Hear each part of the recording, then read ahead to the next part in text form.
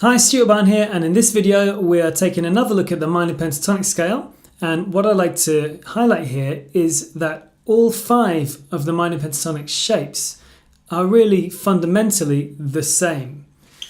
Let me show you what I mean. So here is the A minor pentatonic scale, K shape 1. Here is shape 2 starting on the root note, which is here. Now, as I think I touched on in one of the shape 2 videos some time ago, this is the same as this. Now, why doesn't it look the same? Well, it's because of the tuning of the guitar. When the guitar is tuned in fourths, which means that this string on fret 5 is the same pitch, supposedly, as the string below. Same goes for this string and this string, but this one is not tuned to a fourth. This is tuned 1 semitone lower. So this is called a third. If you don't know what fourths and thirds are, don't worry about it. It doesn't matter for now, it'll all be covered in the future. So what that means for us is that when you try to move a scale or a chord, in fact, down strings, when you hit the B string, you have to increase the pitch by 1, or at least the location by 1 fret, because of that tuning disparity between the G and the B string. So here's the shape 1 scale shape again, and here's shape 2. We would be here if all the strings were tuned the same, but you have to move it to here. Now, again, as I think I touched on in a previous video, this is very useful because it means you can transfer your understanding of this shape to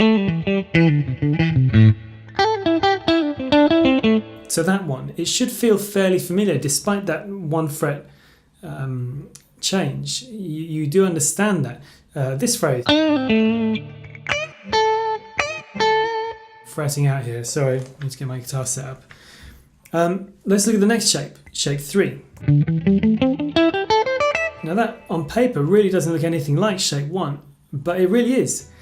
Here is the root note on the first finger, again, just like we did here. First finger, then the next few notes. First finger here in shape 2.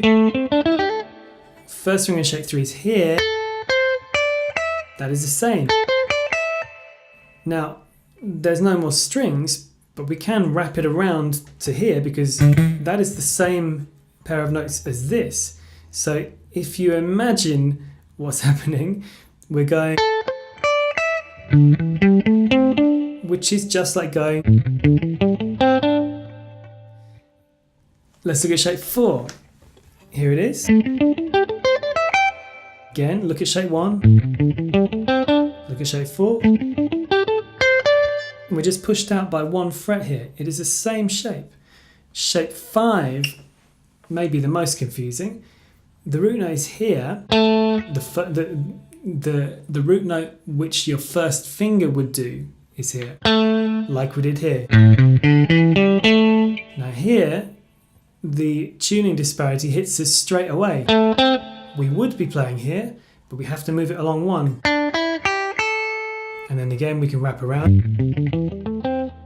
Another way of looking at it is to look at where the big box is within the shape. So when you play shape 1, there's the big box, by which I mean the 4 notes where there is a 3 fret gap between 2 of them. Where is that in shape 2? There it is. Now they are the same notes. So again, you can transfer a phrase from here to there just by spotting that. It also just is a useful frame of reference. It helps you get your place, or find your place, understand your place within the scale shape. Within shape 3, where is the big box? There it is.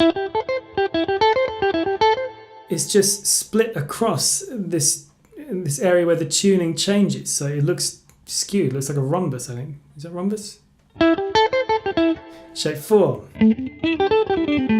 There it is. It's on the bass string. And shape 5.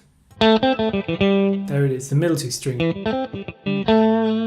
So it's worth just spending a bit of time going through what I just did, just identifying the similarities between them.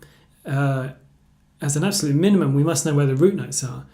But the more links that you can make between the unfamiliar shapes and the most familiar ones, to you at least, the better it will help you. As usual, please put in a practice regime, spend some time working on it. If you find the video useful, please give it a thumbs up. Feel free to share it. See you in the next video.